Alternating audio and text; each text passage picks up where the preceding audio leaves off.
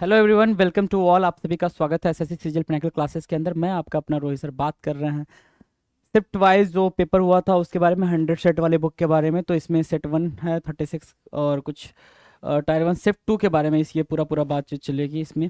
Right, start करें भाई, topic start करें, चलें। चलो जी, आ जाओ, फटाफट आ जाओ। देखो जी, क्वेश्चन नंबर 1 आपके सामने है। इसके पहले हमने 23 मिनट्स में 25 क्वेश्चन किए थे। टाइम धीरे धीरे रिड्यूस हो जाएगा। आ जाओ। क्या कह रहे हो? क्वेश्चन नंबर 1 आपके सामने, select the correct indirect form of the given sentence. तो इनडायरेक्ट फॉर्म अगर आपको चूज करना तो आपको पता कि ये डायरेक्ट है। हमें क्या करना होता है, सिंपल ये देखना होता है कि यहाँ पे क्या है। अगर यहाँ पे पास्ट टेंस है, अगर फ्यूचर और प्रेजेंट नहीं है, मतलब ये पूरी पूरी बात चेंज होगी। आगे देखेंगे इसमें टेंस क्या दे रखा है सर, इसकी टेंस दे रखी है सर। अगर देखें तो आई एम नॉट इन्वेस्टेड बोल रहा है। राइट, तो सर सिंपल सी बात है, ये सर प्रेजेंट में है।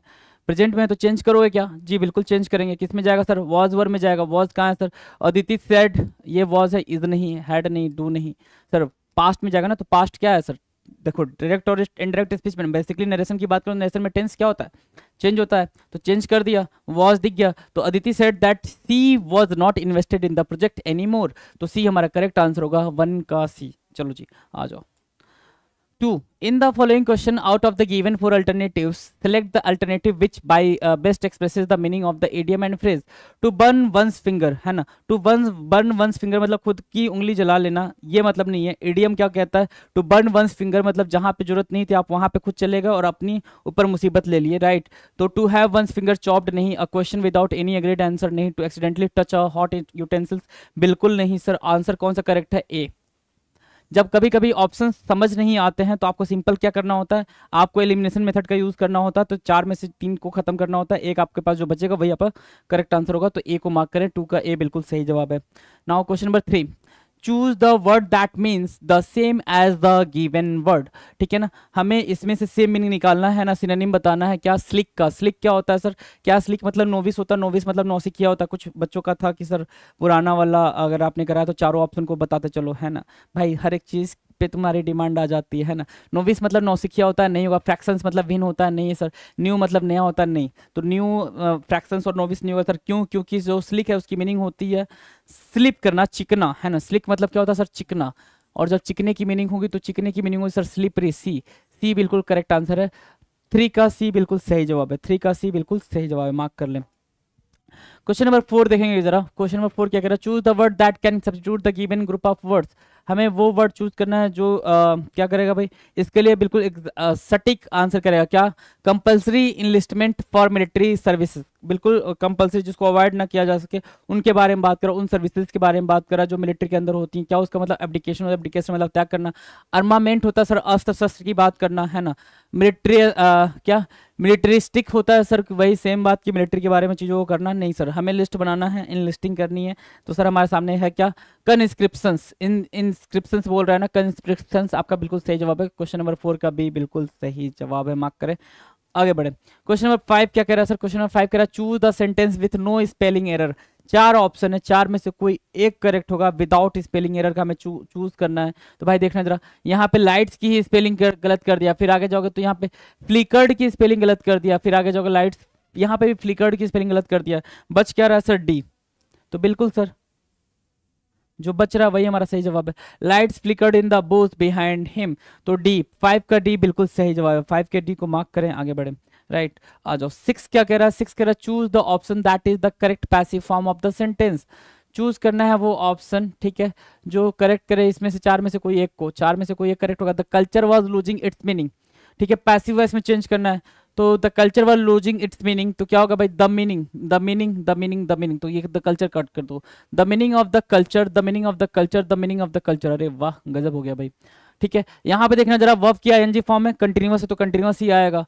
टेंस चेंज नहीं होता है वॉइस के अंदर, ये चीज ध्यान दो। वहां अगर कंटिन्यूअस यूज हुआ तो कंटिन्यूअस ही बात करेंगे, और टेंस भी सेम रहेगा। मतलब पास्ट कंटिन्यूअस तो पास्ट कंटिन्यूअस यहाँ होगा। तो कंटिन्यूअस के लिए हम बीइंग का यूज करते हैं, तो बीइंग यहाँ पे यूज कर रहा है सर, बिल्कुल सही जवाब है।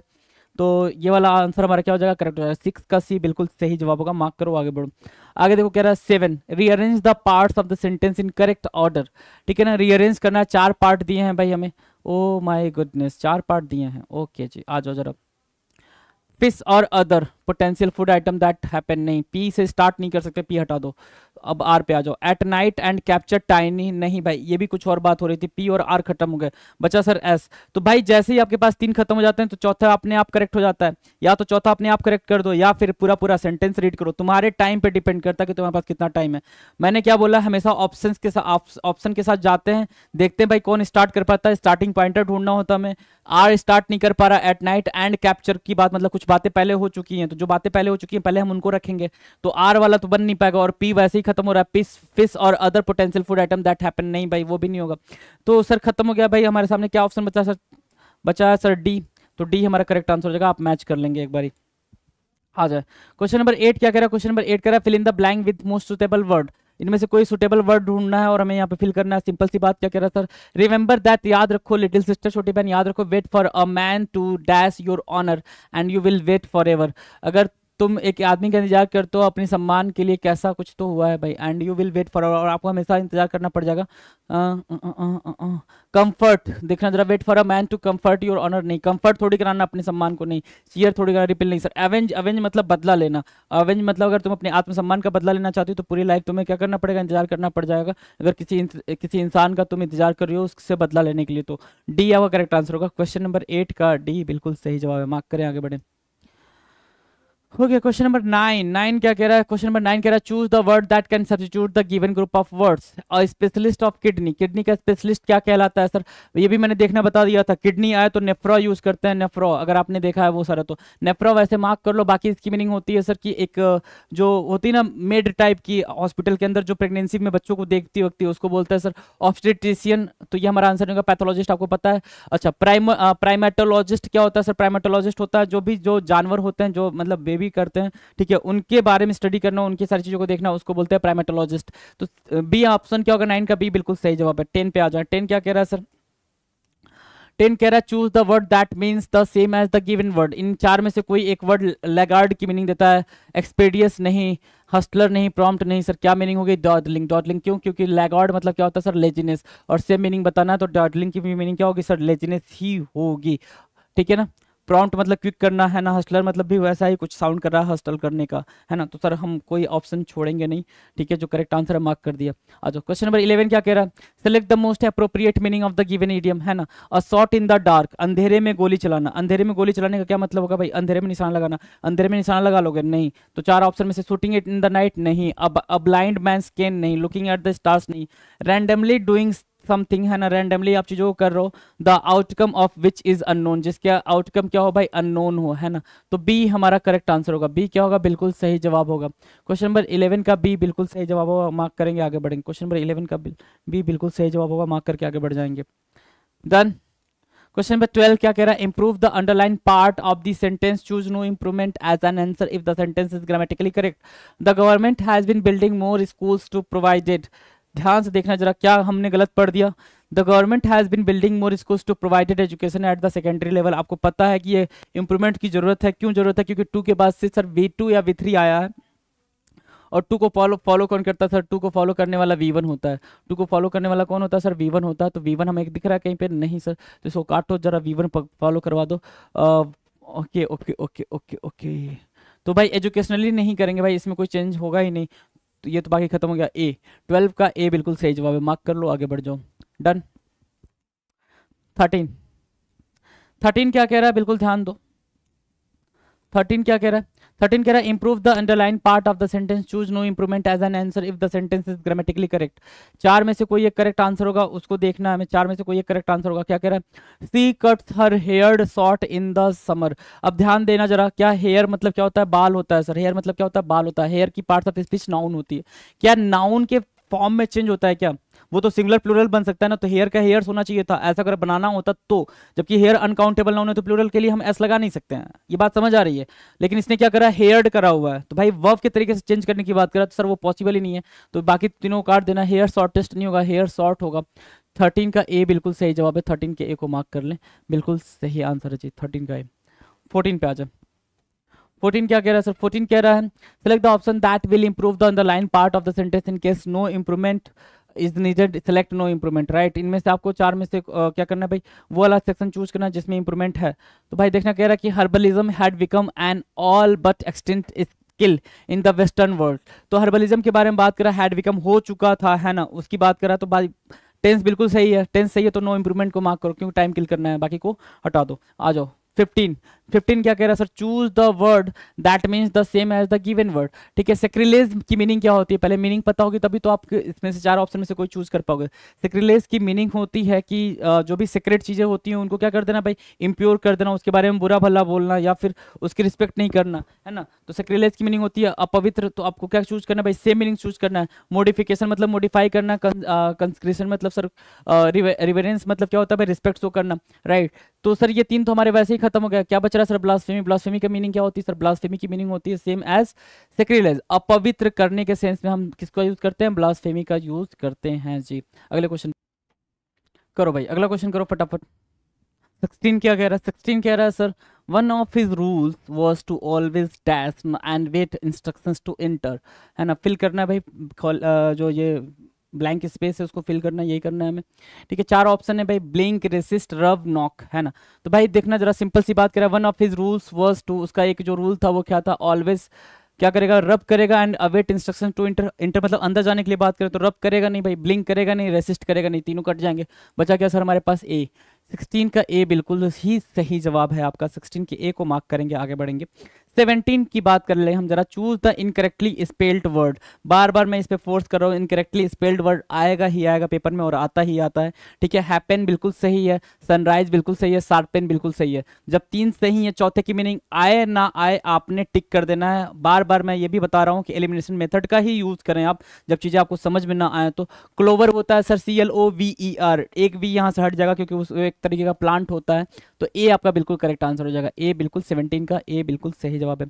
18 पे आ जरा, 18 क्या कह रहा है सर, 18 कह रहा है identify the segment in the sentence which contains a grammatical error, if there is no error then select the option no error, right. Today right, today in fit of frenzied rage and jealousy you would have killed me, your brother, right।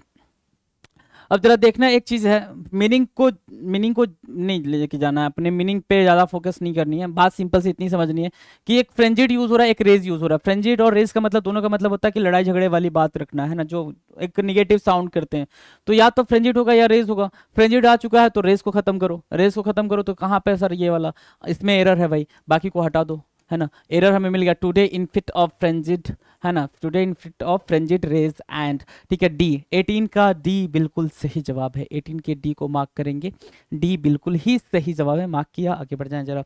19 कह रहा है sir, 19 कह रहा है choose the word that is opposite in meaning of the meaning to the given word. Accessory क्या होता है sir, accessory मतलब असिस्टेंट, है ना, जो सहायता करता है, सहायक होता है। तो इन 4 ऑप्शन में से कोई एक करेक्ट होगा। क्या ऑप्शन मतलब विकल्प होता है सर, अपोजिट बताना, ध्यान देना। ठीक है, विकल्प और जो असिस्टेंट होता है उसका कुछ लेना देना नहीं है। एसेंशियल विकल्प उसकी सिनोनिम के तरीके से काम कर सकता है, राइट। हमें एंटोनिम, एसेंशियल को छोड़ो अभी, सरप्लस नहीं सर, सब्स्टिट्यूट नहीं, सरप्लस मतलब कोई चीज ज्यादा होना और सब्स्टिट्यूट मतलब किसी की जगह पे कुछ बैठाना। हमें क्या कह रहा है, एक्सेसरी मतलब असिस्टेंट और एसेंशियल मतलब क्या होता है सर, एसेंशियल मतलब बिल्कुल नेसेसिटी। तो हम किसको मार्क करेंगे भाई, एसेंशियल को मार्क करेंगे, एसेंशियल आपका करेक्ट आंसर होगा। डन है, 19 का सी बिल्कुल सही जवाब है। 20 क्वेश्चन नंबर 20 क्या कह रहा है कि इंडिया हैज, क्या पढ़ लेते भाई, क्या कह रहा है कि देयर इज नो एरर। अच्छा चलो आ जाओ। India has turn 17 years older as a Republic.